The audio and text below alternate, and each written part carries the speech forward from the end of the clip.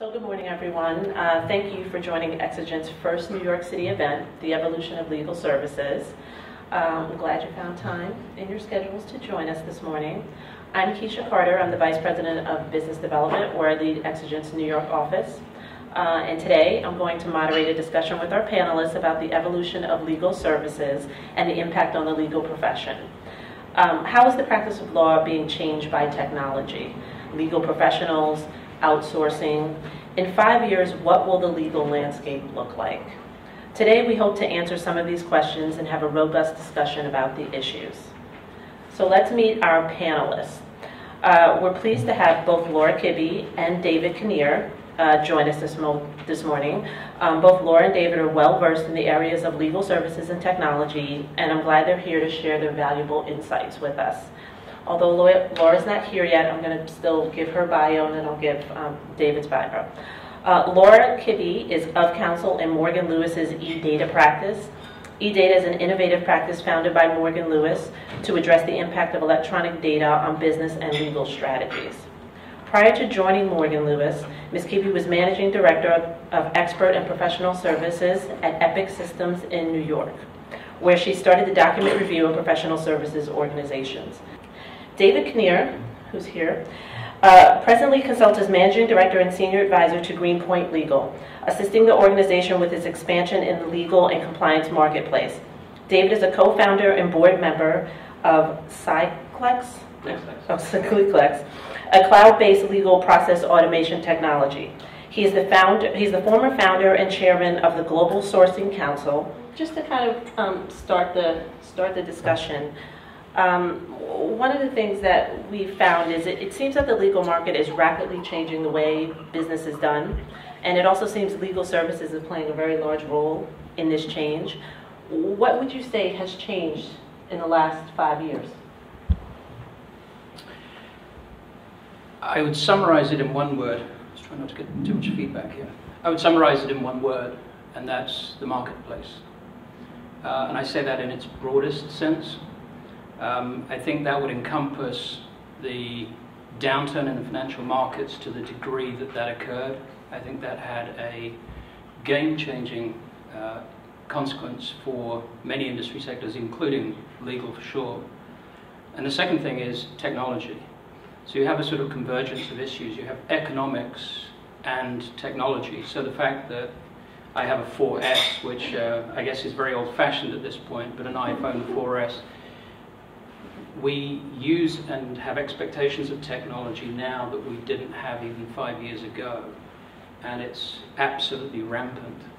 So you have a convergence of issues, both economic and technological, which are starting to hit a huge uptick. So I think those have very significant implications for the legal space, because the expectation of consumers, the expectations of buyers, the demands have both increased, but the expectations have shifted, and they've shifted around economics and technology, and that's a very powerful combination. Yeah. So how do you think lawyers have to think about this in terms of the practice of law? I mean, what does that really mean for them now and perhaps going forward?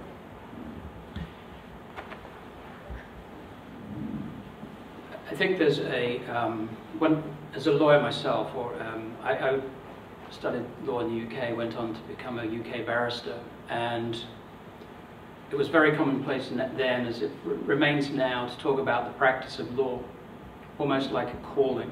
You know, like you were going into the ministry, you were going to study law, you were going to become a lawyer. Very much a sort of profession, very much a professional calling. I think there's a very stark reality that is emerging, which is, while there will always be a legal profession and there should be professional standards, there's also the business of law. And I think I've coined a phrase which is the march to the middle. I think that you have, and those factors I spoke to before, the technology and economics, are forcing a march to the middle, where whether it be private practice, law firms, attorneys, or corporates, and frankly the providers in the marketplace, have to give credence to the business of law now, because it's being driven by forces outside of the sector, outside of the industry. And that's an opportune situation, but it's also it's a curate's egg. It's mixed news for many folks in the profession, because it has implications for the profession. But the emergence of the business of law, where there's a great deal which is quantitative as opposed to simply qualitative, has very significant implications. So I think whether you're in the law firm situation or in the corporate side, you really have to be looking at what the purpose of this function is, and how that's going to be delivered 3 to 5 years from now. And I suspect that the delivery mechanisms for a lot of what we regard as the profession, the practice of law today, will change dramatically in that period of time. So in that, and I think that's very interesting, in that, what role do you see legal services playing as the legal market continues to evolve? Well, people usually think that I'm going to deliver very negative news at this particular point, and I'm not. I always see these things as, you can either take the glass half empty or the glass half full. I think there is a tremendous opportunity for the legal profession and the legal business. This is not all bad news. I do feel that there is an urgency to being ready and adaptive to change, being open to change in expectations, change in delivery. But if you look at people take very different views of what of the last sort of few years since 2008. There's been a lot of regulatory material and expectations that have come into the financial services market, for example, over the last few years. And some people take very different views as to whether it's a good or a bad thing. What it has brought, as far as a lot of folks are concerned, is a lot of certainty. It's also brought an opportunity for legal professionals to bring clarity to areas within an industry that probably needed more of that.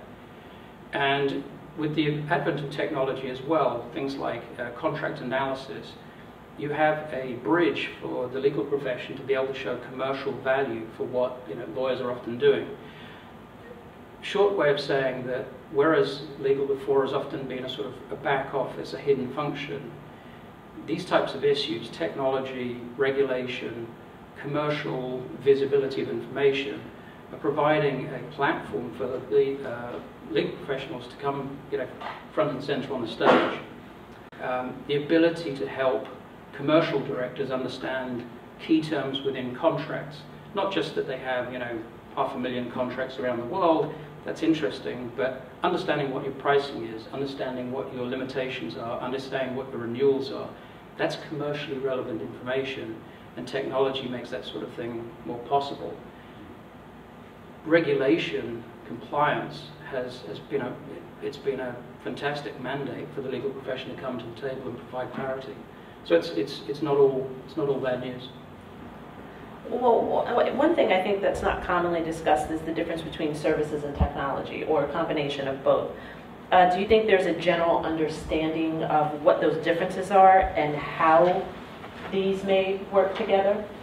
And I think that's, not to digress too far here, but I think one area of, two areas of technology that I think will come into legal delivery very aggressively and more rapidly than many folks realize. One is automation. It is really intelligent automation of certain functions, and I'm not just talking about sort of customer service-like functions. I'm talking about the architecting of material which shouldn't have to be architected from scratch. And the second is the application of artificial intelligence to that, which it stands to reason that if we can go out on Google and we can go out on, you can use things like Siri. I mean, Siri's got a way to go, let's face it, but you can certainly use Google, and Google gets smarter about what you're looking for, what else you might want to find. We use this kind of technology almost every day. If you think about how you search for things, if you're like booking a trip, booking a vacation, booking almost anything. If you buy anything on Amazon, there's a lot of it there. Things like that, anything that we're purchasing. Behind the scenes, we're relying on artificial intelligence to help us frame and manage our decisions and bring to our attention other things we might want to do. So it only stands to reason that that kind of technology will come to legal matters and legal documents and things that we might be putting in place. If you're filing this, wouldn't you need to file this? Can we, here's a pre-populated copy of that. See that you want to create this kind of contract. Well, if you're filing that kind of contract, here's the pre-filled fields, and here's other things that you may want to think about. Just it stands to reason. So the relative isolation that has existed around the legal function, I think that isolation, that silo is and will rapidly dissolve. Which, and I'll wrap up. It's a very long answer to a short question, but that in itself should not be bad news. I never qualified as an attorney. I actually liked advocacy, and that's one of the reasons why I went to the bar. Because I love communication, and I feel that's a key element of an attorney's skills. I didn't go to the bar, I didn't become an attorney just literally to push paper, and I don't know many attorneys that did. I think part of what's happening now, and it's probably feels like being pulled through a bush backwards for a lot of folks, but ultimately what it is driving an updated view of value, an updated view of the quality of experience and quality of advice that attorneys can and should deliver. So instead of placing the value on some of the rather more mundane administrative stuff that has become the mainstay for too many attorneys, this, I believe, the next 2 to 3 to 5 years will really be a robust push to quality, flight to quality, the value that the attorney can provide, enabled by technology, not replaced by technology. Because I think we're kind of circling around it, but so do you think there's much discussion in the legal community about legal services and technology and how to best use those things to practice law better, or to make the practice of law more efficient? You want me to be honest? Yeah, of course. No, they're not talking about it. The only reason lawyers change the way they do things is when somebody forces them to. There's a handful of us out there who say, ooh, new, different, let's see how we can do it better. Especially on the litigation side. I don't know, on the transactional side, my transactional brethren seem to be far more interested in that. On the litigation, investigation, compliance side of the house, no way. They like the boxes and the paper. And they're only going to change if they're dragged kicking and screaming. I would love to say I disagree and create a very, abrasive standoff here, but I actually have to say I entirely agree with my learned colleague. I think the number one reason, I also thought your observation about the in-house conversation with the in-house client, avoiding the word no is, absolutely on point. Really the number one reason why a law firm partner and a legal professional will change course is because a client specifically tells them. There's a fixation with the model, which is very understandable. It's just simply what you're brought up through. It's just part of your DNA. But clients drive change typically. My feeling is that there are factors now in the marketplace which are at least influencing that situation, and clients themselves are finding a voice that they didn't have before. I don't know what the metric would be for the use of cost consultants or pricing consultants relative to how much of the legal services spend there is in the US, for example, but where you have individuals and technology which is focused on dismantling legal services to point out what something could cost and how something could be delivered and where it could be delivered and how it could be delivered, you'll never convince 100% of the marketplace, but you'll get to a material chunk of the marketplace and others will be forced to follow. the banks are very much like this. There's a huge peer effect, right? In banks, if somebody adopts technology, if it seems to work, everybody else wants it. So there's a sort of herd mentality. I think you'll see a similar sort of toppling of the dominoes around some areas in the legal space where, as clients get savvier and they're pushing back on price points and they're pushing back on delivery models, there won't be a choice about it. There'll just be a kind of got to get with the program. But it'll take a bit of time, and it's part of dealing with an industry that's operated this way for a long time. And on the litigation side, I think alternate fee, as more and more corporations push for alternate fee structures for things like litigation and compliance investigations, that helps, because then the CFO at the law firm goes and does their number crunching and says, well, we have no choice. We're only going to get X.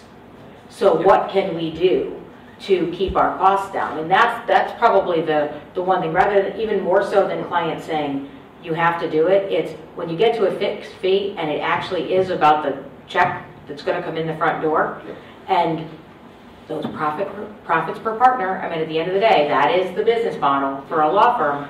So the only way to make those bigger is to keep costs down, and that's where you see things like amenability to treating discovery like, heaven forbid, a business process, doing things with offshore resources, doing things kind of looking at the project as a global project and finding the best fit. When I was at Pfizer, I used to break up document reviews, and I would say, okay, these are medical records. Let's get some nurse paralegals or something in here to review those. Let's push the truly science stuff over here to, there's no privilege in it, so let's give those to chemistry people because they understand that. At some point, the fact that lawyers are supposed to be able to understand all that is just a little crazy. But that was a very novel idea back then. And what do you mean you're not going to have a lawyer review everything? And it's when you get to the flat fee that all of a sudden, oh, well, yeah, they're $50 an hour cheaper than a lawyer and they're actually better qualified. Gee, yeah, we'll do that. And that's how the conversation generally tends to start. Well, I think something recently that I heard that was interesting is a partner said that a client came to them, they were discussing a matter that they were potentially going to take, and the client came to them and basically said to them, you need to use outsourcing or legal services in some respect. And line by line went through the task and said, this is what they should cost. This is what the bottom line should be, and you need to meet those prices. If not, we're not going to be able to work together. And the partner said he was really taken aback, and exactly like you said, Laura, he said the partners went back into a meeting afterwards and said, we could never meet these prices. I mean, we can't meet this. So what are we going to do? And we have to start to consider alternative ways of doing business, because it's exactly as you said, David, as a business, we're not going to be able to survive, because as clients are becoming more and more literate about pricing and about technology and about all of the other options, they're starting to now demand that and realize, wait, we can be in the driver's seat. We don't necessarily have to let them drive. We can at least dictate part of this and then let them react to that versus the other way around. Well, you never had a check mark when you were evaluating whether a law firm was doing good work for you for cost efficiency or anything on the economic. It just costs what it costs, right? And now I think the smart law firms are looking at it saying, where can I get a competitive advantage by doing things different? So, I've been on both sides of the table for the last 20 years at some kind of pitch, either as the client receiving it or as the lawyer giving it. How do I differentiate myself to the client or have the client pick me? Well, I say, well, listen, I'm not going to say I'm a better lawyer than David, right? Because chances are that's not true. I mean, if we both got invited to the table, we're probably both pretty darn good lawyers. So where is the opportunity for differentiation? And that's in the back office. That's with the use of technology. That's with using legal services. That's saying, hey, I understand how you run a business, and I run my legal practice like a business. So we do have the 3 trial lawyers that are going to be out here. And let's face it, if you actually get to trial, you're not worried about the checkbook. If you get there, right? 99% of cases never get there. So it's about managing, from a litigation context, that huge 80% of the spend beforehand, and that's all done with the business process. Question? I don't need this, but to the extent on this topic about businesses or the private kind of client being a key driver to change, the other potential leverage point they have is to bring more stuff into the corporate environment itself in terms of their legal functioning from e-discovery. I come out of the financial sector as well in the compliance arm and know that that was certainly a growing kind of trend to try and bring more and more of that work and function, scale back with the outside counsel when you would engage them and for what kind of services. I just wanted to get your take on what you're seeing or observing on that front. Well, it's funny. I think it's what is it, the 7-year cycle? It's not 7 for this. It's more like 3.5. I was probably one of the first in-house doing discovery in like 2001, right? And then there was that big push, probably until 2006. Everybody was going to bring it inside. Then 2007 to 2010, oof, out. 10 to maybe 13, I thought there was a push to bring it back in, and I am seeing, at least on the discovery side of the house, a push to get it back out. Lower FTEs are better.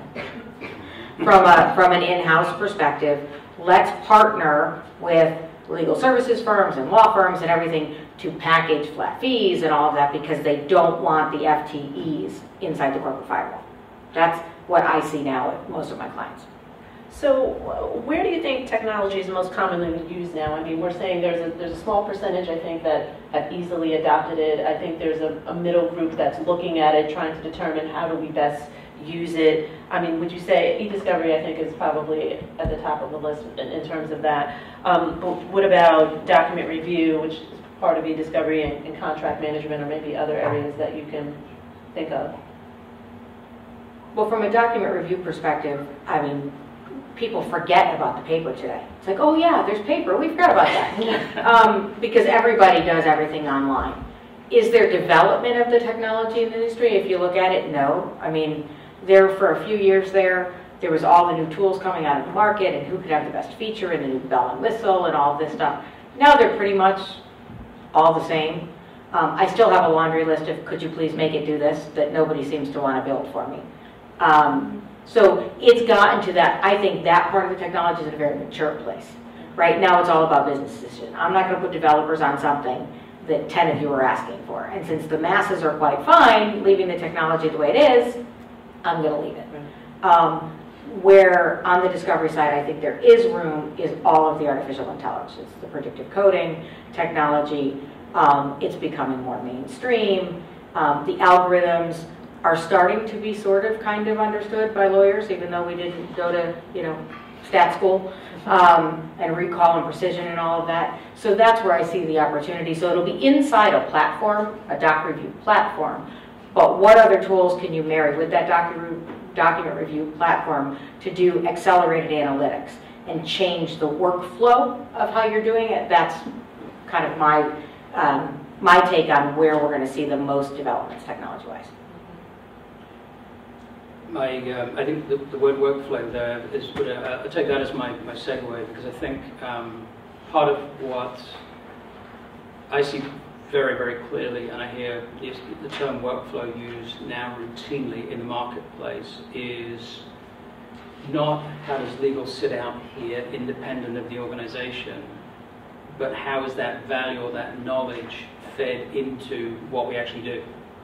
How does that knowledge apply to our processes, our workflows, our production cycles, and all of that kind of thing? And I'll pick on regulatory data as the key example of this. So we get, and I've had quite literally in the last month or so, a huge spike of interest in product that we offer relative to regulatory data. So we monitor 175 plus financial services regulators around the world every 24 hours to find out what they're saying and what implications there are of that. That's information that no organization on its own is likely to be able to monitor effectively and get it right. So it's kind of something that you need, because you absolutely have to be aware of this stuff if you're being monitored by regulators. But that's information. So I see technology being used to capture information much more aggressively as we go forward. So information as a product and the technology behind that, but then that kind of information being turned into what I'll term actionable intelligence. So not just information for the sake of information, but real answers, actionable intelligence. So I've got a bowl of mints sitting right there. Great. What does that mean to me? What do I have to do about that bowl of mints? How does that affect my supply chain? How does that affect my trading floor? What box do I need to check to say I've seen that bowl of mints, job done? What, that bowl of mints becomes a bowl of, orange slices by tomorrow morning. What implication does that have on how we file our trade tickets and stuff like that? So a big shift using technology to create information product and how that translates to actionable intelligence that is embedded in workflow so that effectively it's invisible, it's just part of how we do stuff. If you're trying to move, and banks aren't even the biggest organizations, typically, there are larger organizations, all companies tend to be very, very big organizations, but banks are pretty big. The one I used to work for was about 15,000 people. I can tell you, mobilizing 15,000 people to do anything around the world is very difficult, let alone getting them to do what they're supposed to do, when they're supposed to be doing it, and making sure you don't have a bad apple that wrecks it for everybody. So you have to be very efficient with workflow and embedding tools into what people are naturally doing every day anyway to try and make all this stuff happen. So I think you're going to see a lot of that. You're going to find organizations spending time, spending money, working with workflow providers to harness the activity of their employees, especially globally. And having spent some time on the dark side at a service provider, we can't forget the services. I used to refer to us as a technology-enabled services provider. The technology without the workflow and the talent is useless. We can all go buy technology tomorrow, you can get it. You can go to LegalZoom and you can get a contract. If you don't know that contract that says you have unlimited liability is bad, you're not going to take it out. It's no different than, and that's where I think quite honestly, the big challenge in the legal services market on my side of the world, in the doc review and the discovery side, has been because people dangled all the shiny technology and they don't wrap the appropriate services around it, and people get burned. People have bad experiences, and that tends to then push lawyers, oh no, I have a friend who said they did that and that went bad for them. What do you see as far as the real dangers and pitfalls in terms of the combination of legal services either properly wrapped around technology or technology itself, someone saying, oh, I'm just going to use technology and maybe not have the correct services around it? I mean, what do you see as some of the major pitfalls and dangers that law firms and corporates or either or are facing?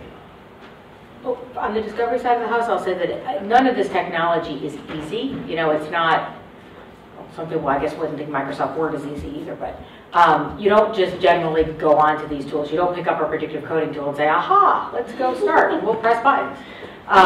So the technology is much more sophisticated and not operated correctly. I see the potential for massive amounts of privileged information going out the back door when it shouldn't, and the danger that lawyers will not treat it important enough to understand it. And the judges in the movie I was referencing make that point. Judge Facciolo is all about that. You have to understand this technology. If you can't stand in front of me and explain to me in English what the hoodoo voodoo that happened in the black box is, you better not attempt to use it. But unfortunately, probably 90% of my brethren, they don't care how it works. So they can't anticipate, it's all about a risk-benefit analysis, right? They can't anticipate the risks, they really don't understand what's happening inside the technology. And that's a cultural thing on a litigation side that's going to be very, people are going to have to get burned, in my opinion, pretty publicly and severely before lawyers pay attention. I think your observation about the balanced use of technology is apropos. I think the observation about the unlimited liability, something like that.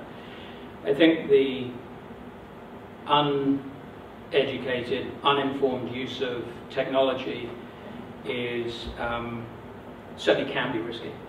I think technology, there's an inevitability to it, so it's finding that balance point around using it to help achieve things, better, more efficiently, more cost effectively, as opposed to, leaving people to their own devices. Now, I think there's a variety of ways in which you can provide that support. So, if you're looking at,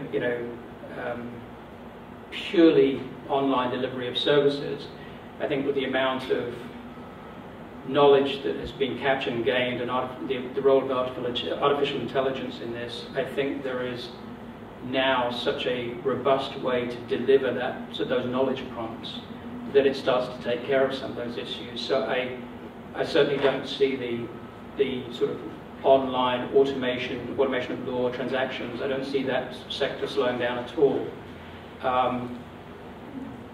But I think that the technology lends itself to showing the value of a good attorney, of a good team that's advising you. But it does force the attorney team to sort of let go of some of the old safeties, because the value is increasingly not there. It's in showing that real qualitative value as opposed to some of the lesser admin that's gone before.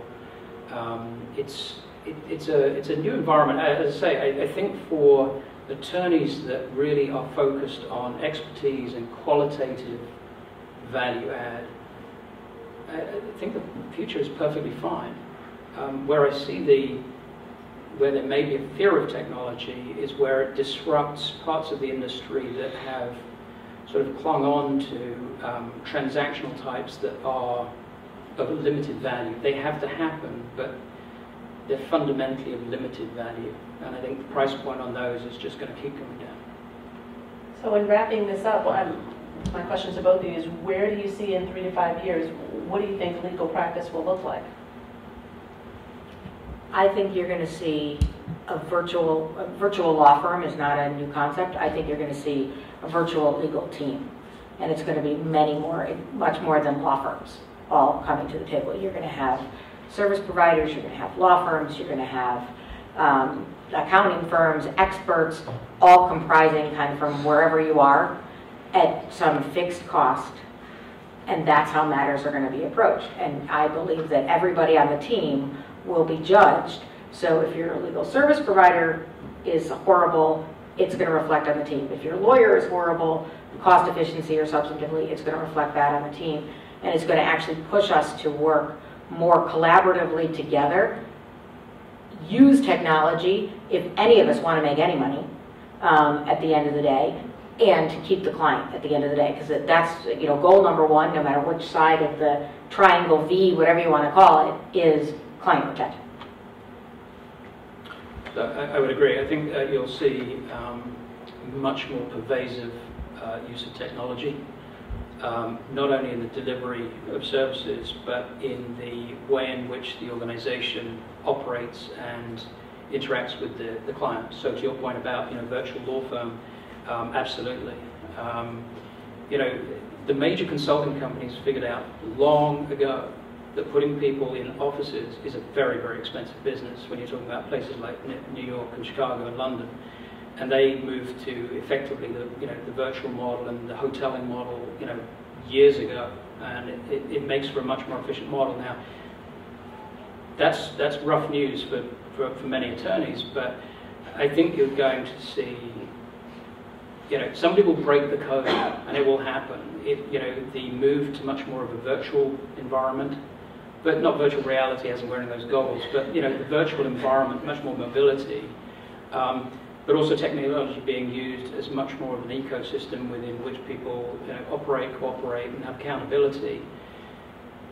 And that also becoming part of the interaction with the client as well. I think you'll find much more transparency. So these painful pricing conversations we're having now, you'll see much more information, much more transparency around pricing, certainly within 3 to 5 years. So, the difficult secrets that are kept around what stuff costs and who does what, I think you'll see some more of that information coming out in the marketplace, which will drive, some compression.